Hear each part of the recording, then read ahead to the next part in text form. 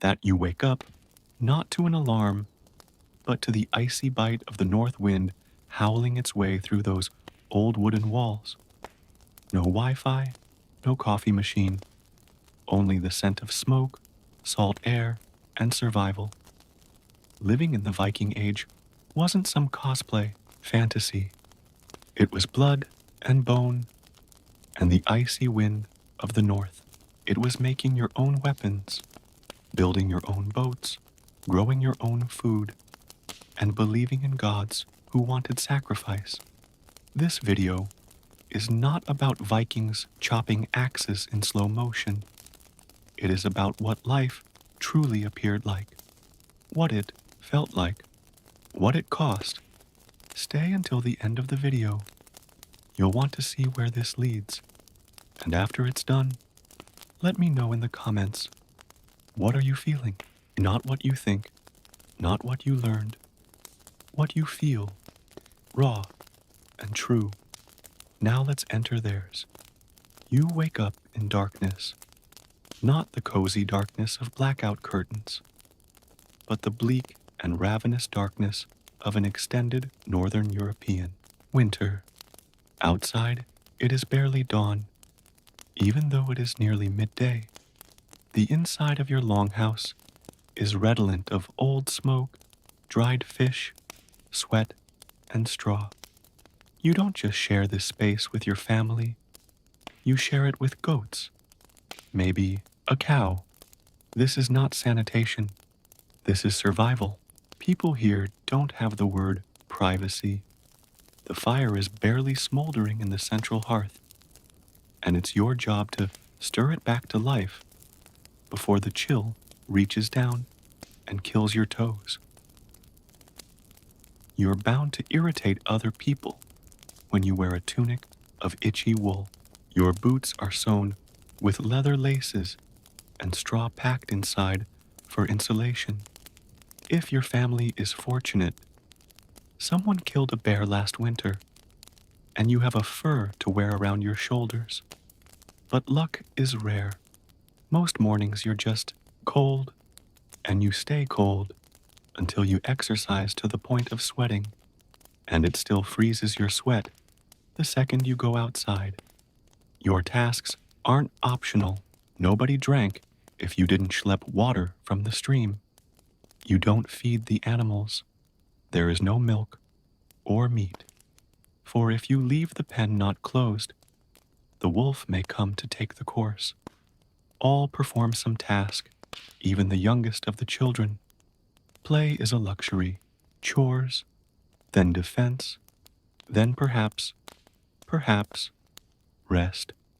You don't know what school is, but dozens of sagas are emblazoned in your memory. The elders among you are not spinning yarns for the sport of it. They do so to survive. As with all myths, these stories tell you who betrayed whom, how the gods punished weakness, and why the ocean is owed respect. Odin sees all. Thor demands strength. Loki reminds you how cleverness, dangerous though it may be, can also occasionally get your skin out of a tight spot. You have never seen a map of the world, yet you have crossed fjords in boats you carved yourselves.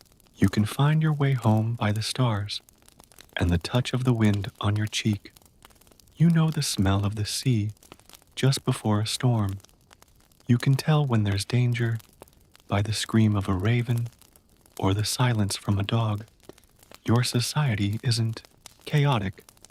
It is governed by honor, by reputation, by blood oaths and vendettas. You hit back if someone messes with your family, not with words, but with iron. Justice here is noisy, public, and conclusive. A sword is not just a weapon. It's a statement. It's your name, your family, your afterlife. There's no jail, no police. There's a thing. A body of free men who dispute and decide fates. You can't buy them off. but you can influence them. Oratory is a weapon as well, but it had better be sharp. You eat what you forage, hunt or pilfer. Barley porridge, dried herring, any starchy root veg so tough you've got to boil it for hours. If you feast, someone, somewhere, died very important. Or a raid was the most successful thing ever. Either way, you sing and drink like it's the end of the world. Or at least it may be one day. Raw death is not feared. It's anticipated. You hope never to live too long. You hope for a good death. In battle, with your weapon in your hand. That's how you get to Valhalla. This is how you flee hell. A cold and quiet void, realm of the cowardly and the oath-breaker. But not every Viking is a raider. Most are farmers, traders, craftsmen. Women have power, not always in the form of swords, but through property, prophecy, and politics. A good shield maiden can unhorse a man. A clever vulva, a seeress, can raise a room full of warriors with a single phrase. Respect is something that's earned and not given. And when it is given, it lasts longer than steel. And about that steel, it's valuable. You don't waste it. Those nails, like the blades, are a gift of labor and fire. You don't throw things away. You repurpose, reforge, repair. Because the world does not forgive a second chance, and nor do your gods. You sleep on straw, you bathe in rivers. Your memories, if they are to be expressed, have to be cut into wood and stone, because paper doesn't last here. What you own can fit in a small chest, but what you are is in how you live and how you die. You emerge from the longhouse, and the cold smacks you like an axe thrown, sharp and sudden and sobering. The air stings, but you don't blink. You've grown into this weather, like a tree twisted into the wind. The frost crunches beneath your boots as you make your way to the pen. The animals begin to stir, low grunts and soft bleats in the half-light. You check their feed. Not enough. You'll have to break into the haystack a little gently, since it has to last all the way to spring. You wield the iron-bladed knife, blunt with the work of yesterday, and pull down on an armful of hay, frozen overnight. Your fingertips turn numb, but you pay no attention. Pain is the ambient hum here. Your mother's voice cries from the doorway. Lead. Ordering. She nudges you to the smokehouse. The fish must be observed. You nod, then wipe your hands on your tunic and head to the wooden shack that reeks of salt, tar, and wood smoke. The fish dangle like apparitions from the rafters, gaunt and translucent and lacquered in oil. You poke one, still drying. You shut the door gently, too hard, and the wind will take it right off the hinges. That's how things the VYO. You don't ask questions. Questions make you look weak. But if you're lucky, you get to learn by watching. If not, you bleed and try again. You smacked your thumb with a hammer, first time out the gate. The second time, you bent the iron incorrectly. By the fifth, you knew. Control is power, not force. Now your hands are rough. Your swings are firm. Lat back in the village. Your father is chatting to the Jarl, the chieftain, a tall man with a braided beard and eyes that looked like storm clouds. He never raises his voice. He doesn't need to. Everyone listens. He talks about plans, a new journey to the west, tales of a rich land across the sea. He mentions Francia, gold, wine, slaves. The room gets quiet, not out of fear, but hunger. The type of hunger that steel can fill. Are you ready? Asks your father. Not in the way a father would inquire after a school test today. He's asking, are you ready to board the longboat? To fight? To bleed? Maybe to die? You nod, because you must. Because fear is private here. You put it out there, and people recall, not a look of approval, merely an evaluating look, as a man testing a blade, not certain if it will hold. It feels heavy in your chest. You straighten your back. That night, there is a feast in the long hall. Smoke snakes into the rafters, the air heavy with the tang of pine and meat. Meat is scarce, so tonight is a treat. A goat was killed, and the blood offered to the earth. The seeress came earlier. She intoned. Eyes vanished into the back of her head, her voice slithering through the quiet like a viper. The gods are watching, she said. People eat with fingers. Knives trim away chunks of fat and muscle. Ale flows. Stories, too. There is an old man with a voice like gravel who tells of a raid on the coast of England, how they burned a monastery and carried off cups of gold, how a monk tried to fight them off with a crucifix he had lifted and taught himself to use. Everyone laughs. You laugh too. But the image sticks with you. A man fighting for his life, with a symbol instead of a blade. The poet, the skald, begins to sing. His song is long, replete with battle and treachery, and boats that never made it home. The people listen, half drunk, nodding. Others weep quietly, tears running down their faces.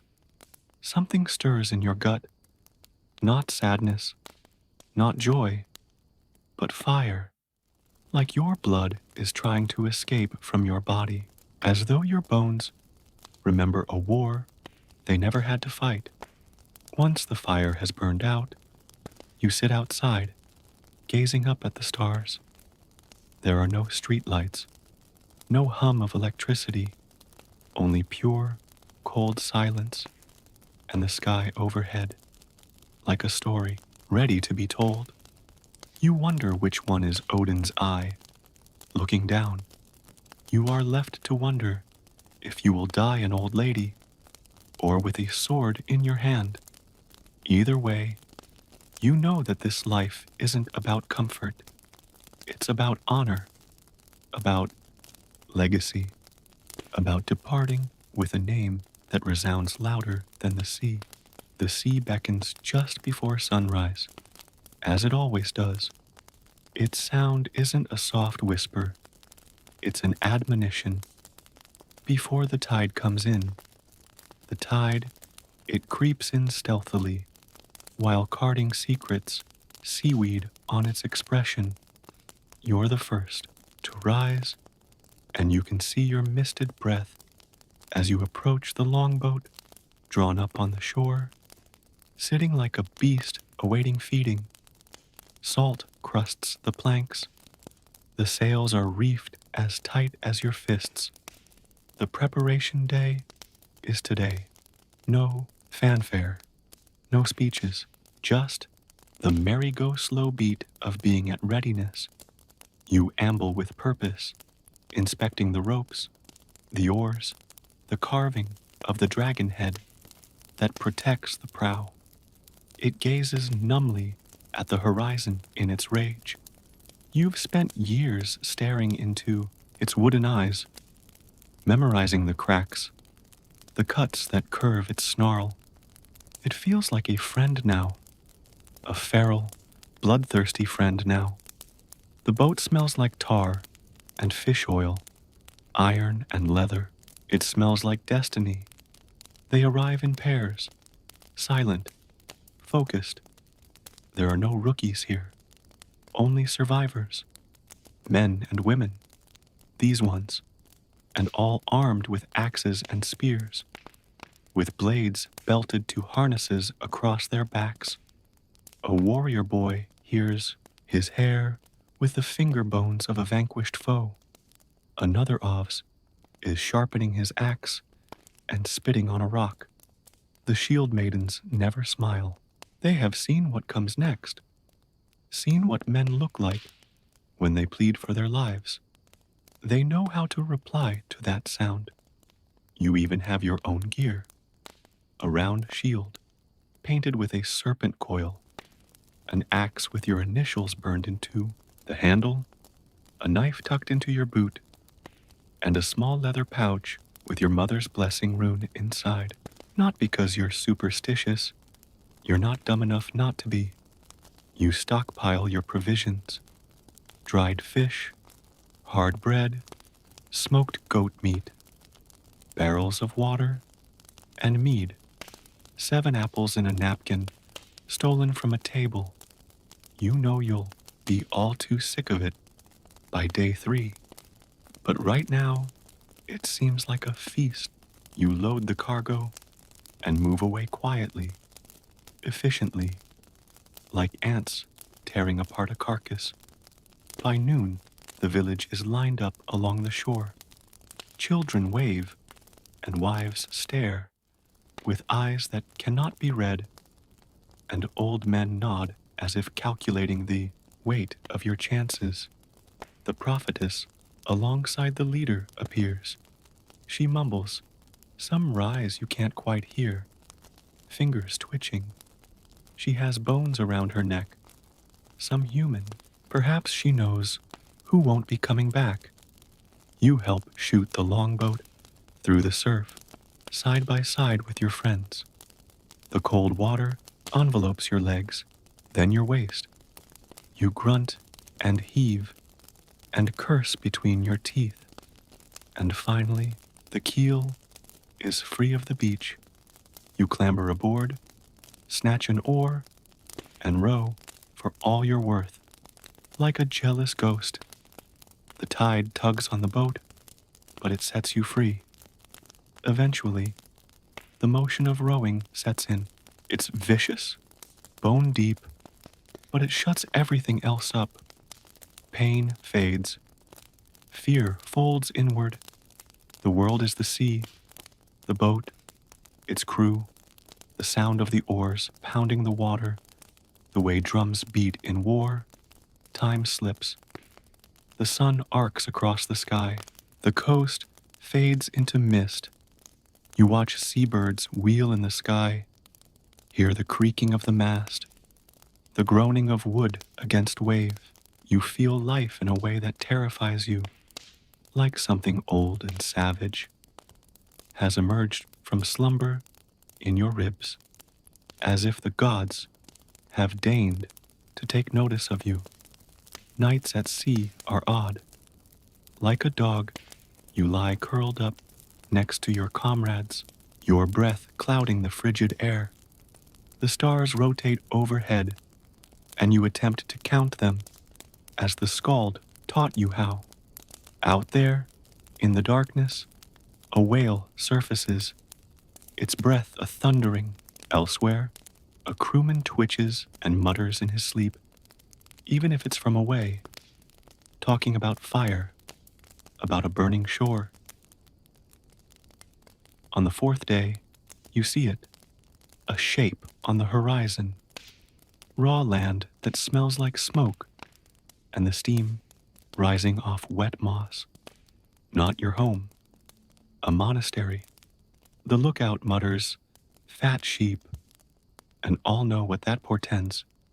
The monks never fight. They pray, they panic, they bury their treasures under floorboards and altar stones. You've done it enough times to know the drill.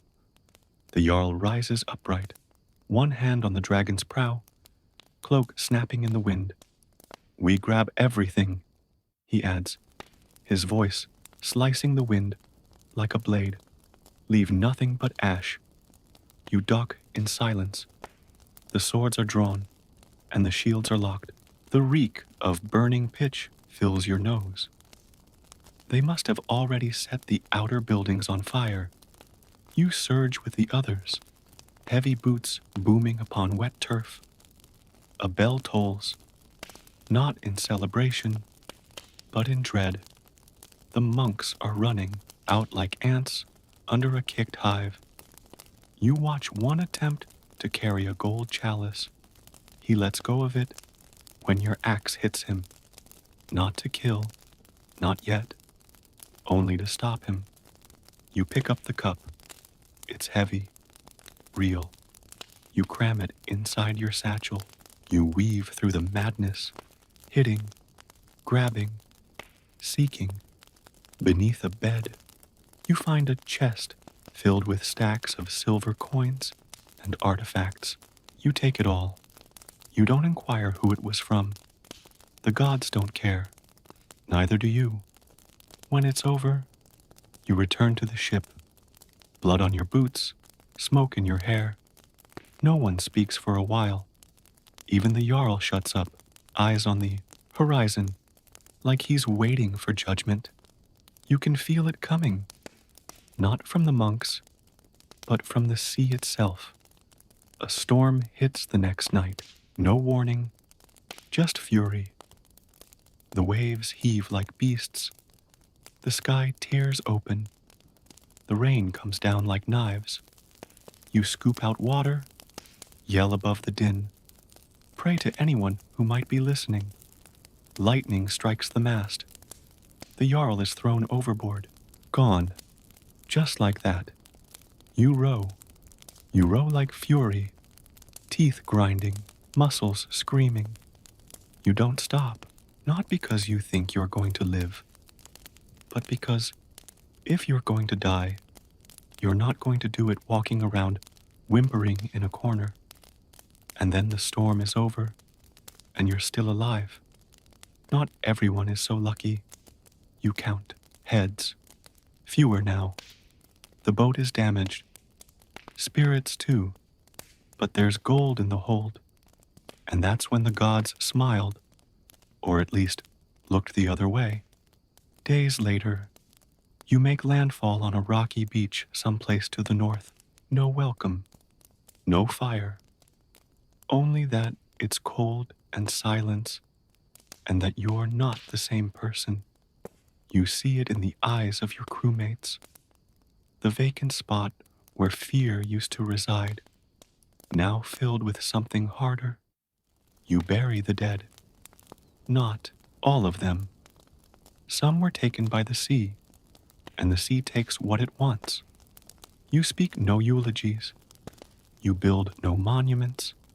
A pile of rocks, a quiet name, and it's over. Later, as you huddle beside a driftwood fire, munching on dried fish, you sense something slide within your chest, a fresh fragment of yourself, seared by salt and smoke and blood. You're not who you were. You're sharper now, wilder, and then you understand. You will never be warm again. Really, not in your bones, because a part of you is still out there, lost in the storm, laughing in the rain with the dead. You return home different, not just scarred, altered. Something has moved deep down in your core, like a blade reforged, white hot, and even harder. The village welcomes you with firelight and silence. The doors of the longhouse open with a creak. The smell seems familiar. Burning wood, boiled roots, the damp breath of animals. But now it speaks to you like something from another life. You left as one of them. You return as something that isn't you. A few children peer out from behind their mother's skirts. A few of them want to know if you killed somebody. You nod once. That's enough. The truth is heavier than it looks. The elders look you over with admiration. but also with consideration. You've proven yourself. You're one of them, which means that you're useful and dangerous. Your mother, whose arms are like tree branches, brittle and warm and unwilling to let go. Nothing about the blood on your boots, she says. She simply presses a talisman into your hand, a tiny carved hammer, Thor's symbol. You don't say, "Where did you get that?" You wear it. That's enough. This night, the village dines, not for you, but for that you have dear brought the treasure. Silver coins, gold, cloth from distant shores, spices that sting the nose. You give it over to the Jarl's successor, a young man with eyes of cold stone. He hands you your take, a few coin, a knife sharper than you have ever held, and a nod. Respect, Viking style. You are perhaps sitting in the mead hall when the skald begins to sing of your actions. He isn't using your name, at least, not yet. But you hear the rhythm of your story woven through the verses. The wolf, the northerner Eon, who bled the cross admission, the one who stood in the storm.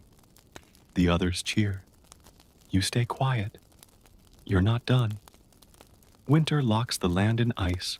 The season of raiding has come to an end, and the season for storytelling begins. You fix sails, hone steel, scratch runes on your shield. You drill, with axe, with spear, with your fists. You train the young ones to fight, to fall, to rise. You say to them, pain is a teacher that never lies. The seeress comes to you one evening. She doesn't say anything at first, just sits by your fire, her eyes glazed with moonlight like ice. She finally says, you are walking with the dead now. You don't answer. She nods, like that's enough. She hands you a bunch of herbs that smell of rot and rain. You burn them. The dreams weigh heavier after that. You see things in the flames now. Ships burning, wolves circling. A colossal serpent lay coiled beneath the depths of the sea, ready to emerge. You dream of Odin, not the wise king of songs, not at all, but the hanged god, blood bleeding from one eye, whispering something in a language you almost speak. Now your sleep is a battlefield. You wake up gasping, lurching for the weapons. Some nights you climb out into the snow barefoot, half crazed by visions. You stop fearing death. Instead, you begin to try to make sense of it. The other warriors notice. They give you space. A couple of them come to you for advice, not necessarily because you're the mightiest, but because they believe the gods are whispering in your ear. Maybe they are. You've lost the ability to laugh at what you once found silly. You've seen too much. A boy dies in the village. Illness, fast and brutal. His mother howls like a banshee. You help bury him. You don't know why. Maybe guilt. Perhaps simply the longing to do something that doesn't smell of fire and blood. When it is over, she hands you a shard of the boy's hair, bound in thread. So that's how he's remembered, she says. You carry it in your pouch. No one knows but you. Spring comes slowly. The ice cracks like glass beneath a boot. Streams are full again with there that melts the soul. The longboats are hauled out to the water, and the wolfish itching to hunt pervades. The sea calls. Your blood answers. But you're not just a crew member this year. You're being watched, eyed for leadership. The Earl's cousin gives you his daughter's hand. There's a politics to it. She's shrewd, sharp, suspicious. You say yes, and not for love. You don't believe in that soft word, but because alliances are sharper than swords. You wed by moonlight. The ceremony is swift, brimming with toasts and knife-sworn vows. She gives you a blade. You offer her a wolf-hide cloak. You spend your wedding night discussing future raids and which gods are most likely to stab each other in the back. It's not romantic, but it's real. She has a secret to tell you. Her brother disappeared last year, out east. Some believe he was seduced away by Slavic spirits. Others, that he sailed with a rival crew. She wants to find him. You agree. It's not that you care about her brother. It's that chasing ghosts is better than waiting for them, and you start to get ready for a new journey. This one's longer, riskier, not a raid, a journey. No guaranteed gold, just whispers of some. Strange lands, tall mountains, forests that sing, where even Odin's own ravens won't fly. The crew that you assemble is new, not just killers, explorers, outcasts. One person says he has survived a shipwreck by conversing with seals. Another says they saw a land of fire and ash across the great sea. You listen. You choose carefully. You don't want heroes. You want survivors. The longboat is reforged, reinforced. You etch new runes with your own hand on the prow, not for show but protection. You sacrifice a goat. The blood stains the wood. You watch it drink. The evening before you leave, you go to your father's grave. You say nothing, just put some mead into the ground and your palm on the stone. Then you leave. You don't look back. There's no firelight in the past. The village looks on as you board the boat the following morning. Some whisper, some spit, some pray. At the dock, your wife is standing, her braid tight, her eyes sharper than any blade. She doesn't say goodbye. She just nods once. You nod back. The tide rises, the boat moves, and then you're gone again, off chasing the horizon, which may not exist at all. You go sailing into fog so thick, it's as if wool has been wrapped around your eyes. Your world shrinks to the groan of the hull, the slap of water, and the sound of the men next to you breathing. You have come to trust quiet. When the sea is quiet, it's either hiding something or holding its breath. No maps, no stars. Pure instinct, the way the waves are pushing against the keel. You have a man among you who wake at night claiming that he hears drums. Not the thunder, the strokes of rowing, but the drums. You don't mock him. You hear them too sometimes. The ocean has a pulse, and it isn't always yours. On the sixth night, something shifts. The air changes. Warm, wet, electric. The sky is lit by lightning, but there's no thunder.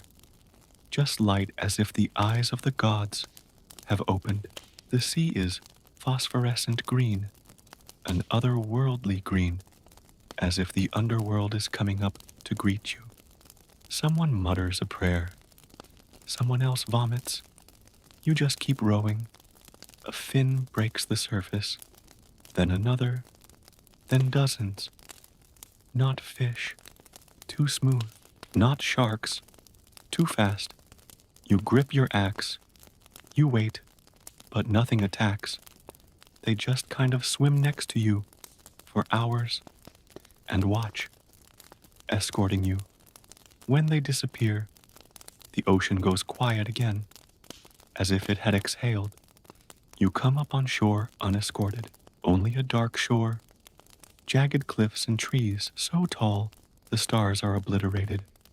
This is not a world designed for men. You disembark the boat, boots sinking into black sand. The forest is silent, too silent. The wind has hushed itself. You make camp, small fire, small voices. You prepare perimeter stones, whispers runes onto the bark of surrounding trees. Old magic, forgotten magic. Someone from the crew cracks a joke about trolls. No one laughs. Everyone's thinking it. In the morning, there are footsteps. Not yours. Barefoot, human, or something close. They circle, surrounding your camp, and then disappear. No broken branches, no sound, just gone. You press onward. The land is alien. Trees have leaves, the color of blood, streams that run uphill for a few steps, and then change their mind. Birds that echo your own speech, then repeat doctored words you never said. One says your name in your mother's voice. Another hisses, "Wrong path," and it flies off. You've been walking in silence for days now, without a trail. The compass spins. 2 sunrises in a single day. A man breaks down crying, begging to go back. You bind his hands. You can't risk panic. Not here. You find ruins. Stone circles buried in moss. Carvings of beasts no skald ever named. Misshapen monsters with too many eyes and mouths. The earth has the reek of old blood and fire. A member of your crew puts their hand on one of the pillars. He goes stiff. Then he screams, not once, but continuously, until you knock him unconscious. He doesn't wake up again. You bury him face down. Nights become strange. Time loops. You are certain you can spot your boat from a hilltop, docked and abandoned. But you are 20 miles in the heartland. You hear music some nights, faint, a woman's voice. That was all sweetness and all wrong. It follows you. No one talks about it. You lose 2 more to madness. One enters the woods and smiles. The other wants to kill you in your sleep. You choke him with your own belt. You incinerate his body and make no remarks. There's no honor in that death. And then, near the point of collapse, you find something. A village. Not abandoned, alive, but not Norse, not Frankish, not like anything. They speak in a language that sounds like wind through stone. They adorn themselves with bones and tattoo their eyelids. They invite you in, smiling, welcoming, too welcoming. You accept. You're too tired not to. Their food is sweet, strange. Their meat burns. Their fire never smokes. You see no animals, no tools, no boats, just silence and watching eyes that don't blink. One of them, an old woman with teeth as white as pearls, inquires as to where you are from. You say, the north. She laughs like it's a joke. Up is not a direction here, she says. Your crew is uneasy. You post guards. One vanishes. His boots are hanging from a tree, still tied, so the villagers shall dance that night. It's not joyful. It's ritual. Slow, repetitive, hypnotic. You don't blink for an hour. When the stream to the Acropolis stops, they all sit down, like nothing's happened. You've never felt so tired. You attempt to go home in the morning. They smile. They don't stop you, but the forest doesn't release you. Paths twist, trees rearrange. You walk 2 days and re-emerge on the village. That same village from another direction. That night, you hear your wife calling, screaming. You wake everyone. You run toward the sound. You find nothing, just trees and a small pouch, her pouch, the one she had on your wedding night, containing her brother's rune stone. You don't ask how. For the rest of the night, you do not speak. On the seventh day, something breaks. During the mead feast, one of your men stabs one of the villagers. No warning, just a roar, then blood. The villagers laugh, not anger, not fear, just glee, as though they had been waiting for something to happen. You fight, axes, fists, screaming, but the villagers don't die the way humans do. They shatter, like porcelain, inside hollow. No flesh, nothing but dust and something that whispers on impact.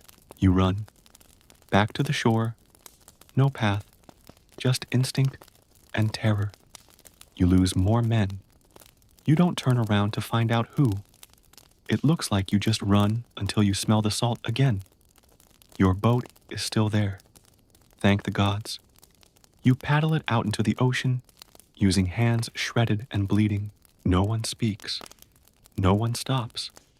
You row and row until you no longer see the trees, until the wind returns, until the world goes away.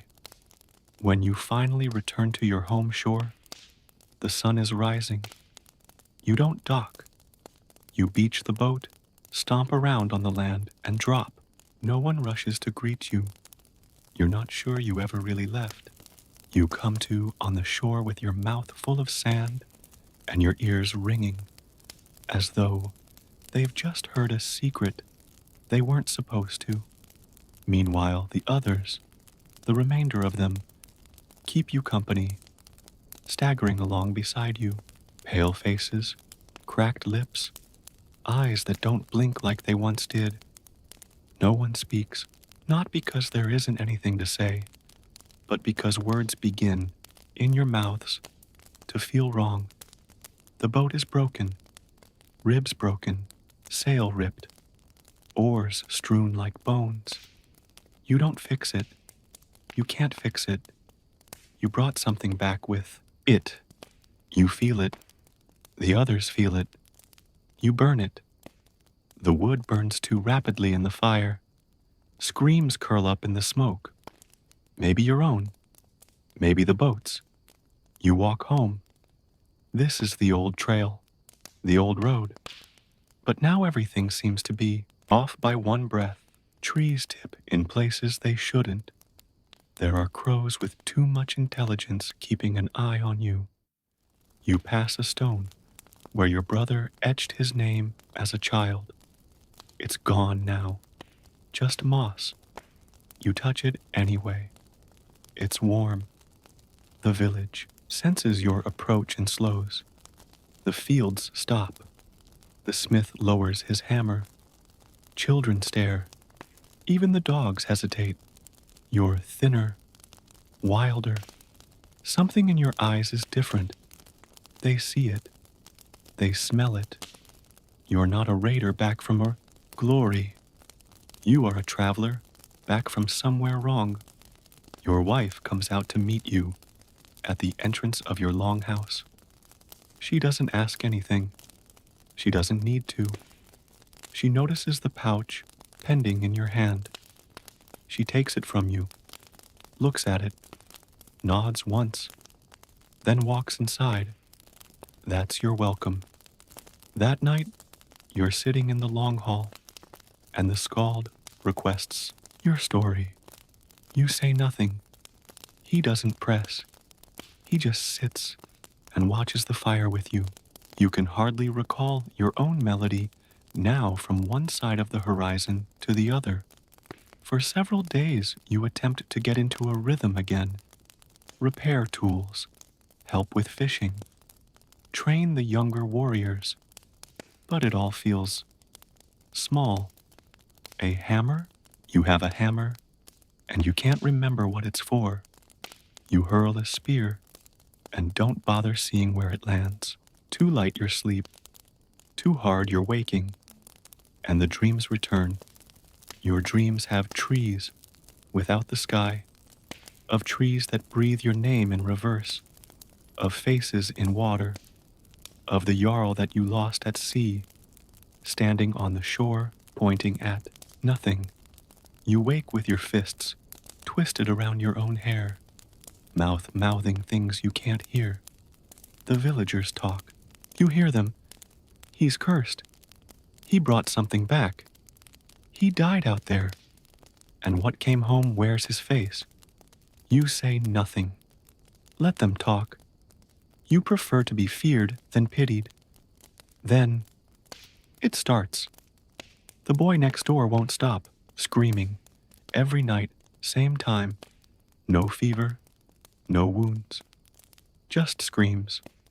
One night, he screams your name. You refused to give him your name. It starts when livestock disappear. One by one. No blood. No signs of struggle. Just missing. Hoof prints that lead into the sea and disappear. People see things, shadows in windows, shapes on rooftops, the kindling of fires that burn out for no reason. The blacksmith's daughter swears she saw a face in the well. Her mother slaps her. She continues not to drink water. The new chieftain brings one to you, demands answers. You offer none. He grows angry, says if this lunacy doesn't stop, you'll be an outlaw. You don't care, because you know it isn't craziness. It's echo. That place you went, it didn't stay behind. It followed. It remembered. You brought back pieces, not in the satchel, not in your hands, in your mind, in your soul. You were the door. You are the door. The villagers turn on you. You get the whispers, growing teeth. Burn his house. Send him to the gods. Cleanse the curse. You sharpen your axe, not because you want to fight, but because it's what your hands know. One night, you wake to fire, smoke billowing through your roof. You grab your weapons, step outside. The village is there. Torches, faces painted with soot. Panic passing for bravery. Thy wife is between thee and them. She holds the rune pouch, says, "Let me try." She doesn't look at you. All she does is open the pouch, and then mutters something you've never heard before, and then throws it in the fire. It doesn't burn. It sings, loud and awful, as if metal grinding on bone. The fire turns green, turns black, then disappears. Everyone drops their torches. Silence. Then the earth shakes. Not like thunder, not like anything on this earth. Something stirs. Far below, far away, far too close. The villagers scatter. You are standing in the ashes, barefoot, unarmed. Your wife turns to you, eyes like obsidian. She says, "We're not done." The following days are calm, if not exactly peaceful. It is the silence that hums behind you. Something watching, waiting, considering its options. People avoid your longhouse. Even your own shadow seems strange. Too long, too sharp, like someone else's shadow. The land itself appears to be holding its breath, and your wife has not spoken since that night. She still wakes early, still prepares food, still sharpens her knives. But when you gaze into her face now, it's like looking down a well with no bottom. Whatever she beheld when she threw the pouch into the fire, it stayed with her. She doesn't flinch anymore. She doesn't sleep, and she never sees the sky. You ask her what happened once only. Once, one word, she responds. Echoes. Then she stands up and pours water over the fire, as if dousing the question itself. The villagers are playing that life is back to normal. The smith works, the farmers till. Children are playing, but their games have grown quieter. They don't laugh the way that they once did. Laughter feels dangerous. The blacksmith, making anew all the axes in the village, asks him. The healer buries odd birds that fall from the sky, eyes pecked out, and bones bent, if not backward, then wrong. One night you hear drums in the forest, not wind, not hallucination, drums. You march alone, axe in hand, not to fight, but to listen. The sound takes you back to the old stone circle, the one buried in moss, except now the moss is gone. The stones are clean, too clean, and they pulse. You don't go inside. You leave a rune carved into a tree to mark the spot. When you come back at dawn, the tree is no more. Not cut, just gone, as if it never existed. You leave the village that day, not in exile, not in fear. You just know what is on the way will not be thwarted by fences and firelight. You fill a little satchel, flint, dry meat, blade, hammer, and vanish just before sunup. You don't tell your wife. You can see her in the doorway. Doesn't speak. Doesn't stop you. Just stoops one time. A soldier watching another to war. You know that nod could mean goodbye. You walk east, beyond the fjords, beyond the bones of ancient raiding grounds, into lands not recorded on a map. You follow the old whispers, the tales of drunks and madmen and skalds who sang half a verse and never sang again. You find a cave, not deep, just wrong, its mouth frozen in a silent scream of a breath not completed. The air is redolent of iron and salt and old prayers. You enter, not brave, not stupid, just necessary. Inside, you find carvings, not Norse, older, sharper. They don't tell stories, they warn. You don't touch them. You watch them shift, which they do. The more you look, the more they change. A wolf becomes a serpent becomes a woman. This one has your wife's face. In the middle of the cave, a pond, still, black. You bend down next to it, and you see yourself. But it's not you. It's you, as you were, before the voyage, before the forest, before the fire, that you blinks, then opens its mouth and talks, but no sound comes out. The surface ripples, and then you do hear something, but not coming from the pool, from the walls, a voice that isn't a voice, words not meant for ears. You opened the door. You left it ajar. Now you have to decide, close it, or go through it. You don't answer. There's no question, just command. You toss into the pool the rune that your wife gave you. It's sinking slowly, as if the water were made of ash. Then it glows, pulses once, and darkens. You step out of the cave to discover it's night outside, despite having been inside for only a few minutes. And the sky is wrong. No stars, not a one. Huge, red, pulsing, like a wound. Though animals don't howl, they kneel. You come back home to your village the next day, but there's none there anymore. Not burned, not destroyed, just missing. The land is there, the stones, the cliffs, the tree under which you kissed your wife. for the first time, but no houses, no people, no paths. You come across a small fire that still smolders, and beside that, a piece of cloth, her braid ribbon. You sit beside the fire. You wait. You don't eat. You don't drink. You wait. On the third evening, she finally arrives. Not walking, not glowing, not made in a way that is really drastic. She simply emerges from the darkness as if she hadn't left it, sits beside you, puts her hand on your knee. I found the gate, she says. You don't speak.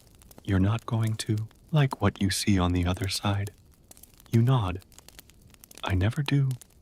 And then, after weeks, you laugh. Not because it's funny, except that you're both too far gone not to. She stands, offers her hand. You ready to take it all the way? You take it because you already did. Long ago, when you got on the boat and you thought you were raiding a monastery for the first time, you grab her hand, and as your fingers touch, the world snaps back like a dying fire, not like falling asleep, pulled away from reality. Your feet don't move. The land shifts around you, reforming, bending, like wet cloth. The cliff your village once perched atop now forms a stairway that winds to nowhere downward. The air tastes of metal and memory. You don't ask questions. There's no point. Language now feels clumsy, like an attempt to carve runes with broken fingers. You just know what to do. Follow her, step after step, downward, deeper, into something older than the earth. Each step changes you, not your flesh, your mind. You start to recall things that have not yet occurred. A wolf on two legs, making you bread. A mountain that gushes, blood when cut. A sword forged from a scream of someone.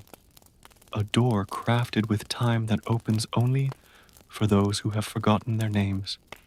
You remember dying. Twice. She doesn't speak. She leads, and you let her, because to stand still is to stagnate, and to stagnate here is to be forgotten. You're walking through fog so thick, it feels like it sticks to your skin like regret. You hear the sound thing of the sea again, but now it's underneath you. Overhead, stars start to wink back into being, but not the stars you recall.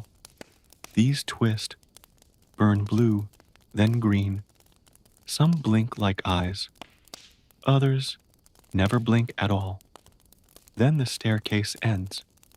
You're in a hall, not made of wood or stone, of presence.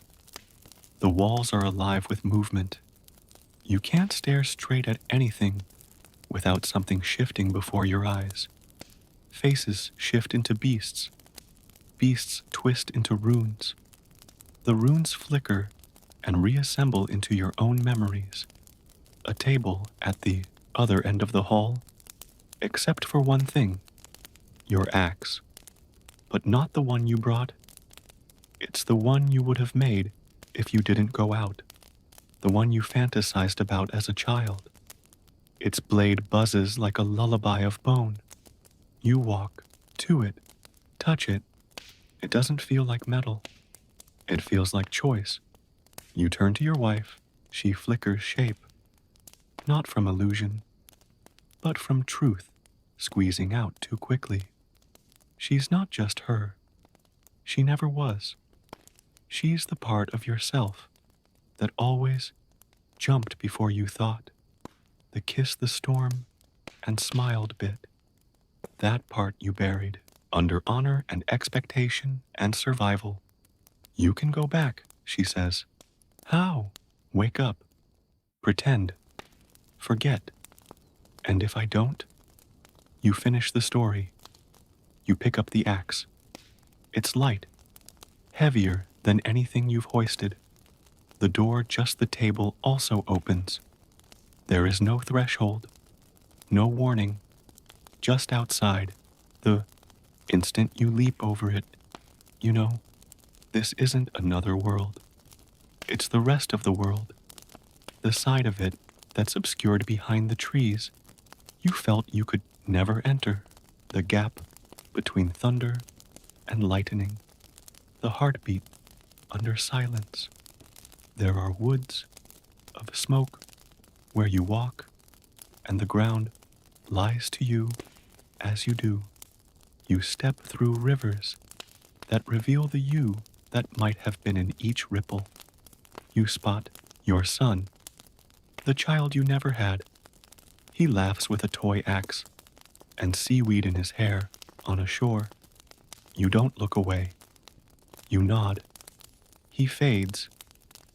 You behold your foes, those you never faced, yet who perished as they awaited your blade. They smile too. Some salute. One just says, "About time." You reach a bridge of bones. It doesn't creak. It whispers. You walk it. You don't fall. And across the road, at the far end of the path, you come to the gate. It isn't at all what you thought it would be. It's wooden, plain, carved with simple lines. You knock. It doesn't open. It speaks. Why? You don't. Answer with words. You remember the fire, the voyage, the monastery, the madness, the forest, the ribbon, the woman, the cave, the axe, the echo. It listens and opens. Everything you left behind is in here somewhere, arranged into a question. Your longhouse, empty. Your people, laughing without sound. Your wife, solitary, standing by the fire, humming a song you've never heard, but somehow recognize. And in the middle, a tiny cradle. You approach it slowly. A child is in the inside. A child wrapped in a wolf pelt and shadow light. Not a baby, not a vision. A beginning, yours, hers, the world's. You pick it up. It doesn't cram in that stare. You are watching a ship being built, a new forest growing, a rebuilt village, memory and ash, a future tried by old iron and wild songs. Your wife walks beside you, not smiling, not weeping, just ready.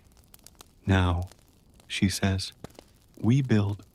You start over, not as a raider, not as a ghost, not even as a survivor, but also as something the old gods themselves feared to name. You build, not fast, not grand. You start with a fire, a real one this time. Wood, stone, kindling, no sacred flames, no whispering embers, just heat, real, honest, burning. Your wife lays stones in a circle to keep you in balance, not to keep you safe. She says nothing. You understand everything. The child, the rookie, observes, silent, unblinking, learning how wind bends flame, how smoke curls toward stars. You're not sure if it is yours by blood or by story. Doesn't matter. It is yours. That's enough. You clear land, chop trees, not with power, with care. Raging axe has been convinced to hum rhythm with purpose. Every swing rewrites a page of who you were. You plant things, real things, barley, turnips, memories. They grow slowly, imperfectly. As with anything worth keeping, time slips differently here. Not forward, not backward, outward. Some nights the moon rises red, others blue, sometimes twice. You stop questioning it. You have released the belief that time is linear. Now it's a circle, or maybe a spiral. Either way, you're in it. Travelers come, not many, enough to remember that the world still turns. A woman with half a tongue who can only speak in riddles. A boy who is also older than the mountains. A man who has no eyes, yet can still see farther than any living being. They stay, they work, they dream beside your fire. You build a hall, not for power, for gathering. On its walls are carved the names of the lost, not as denunciations, but as roots.